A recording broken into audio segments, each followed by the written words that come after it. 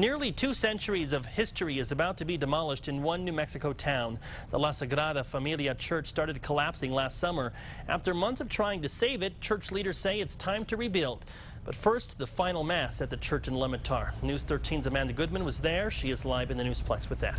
Tim, dozens of families came out to pay their final respects to the 180-year-old church that's been part of their lives for generations.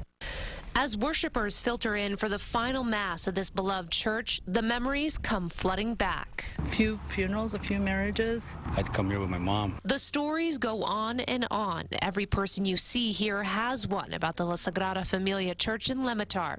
It was built 180 years ago as part of the San Miguel mission.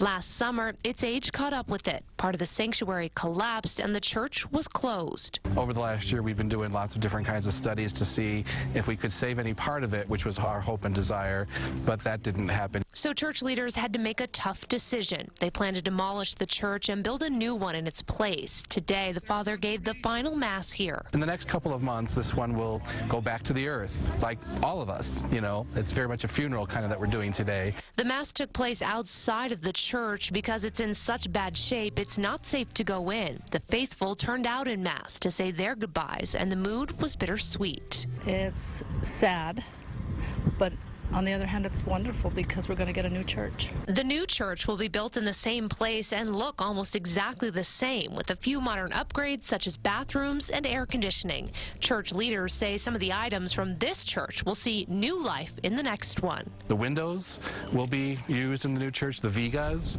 some of the floorboards, the bell in the tower is going to be reused, the front doors are going to be reused. While saying goodbye is not an easy thing to do, parishioners say they just have to have a little faith that the memories they made here will remain long after the church is gone. It's going to be missed quite a bit. Earlier this year, church leaders were worried about how they would pay for a new church, but it turns out their insurance will take care of the whole thing. The total cost, though, has yet to be determined. Tim? Thank you, Amanda. No date has been set yet for demolition. The church was used for Mass once a month. Since it closed last year, people have been attending Mass across the street at the church caretaker's place.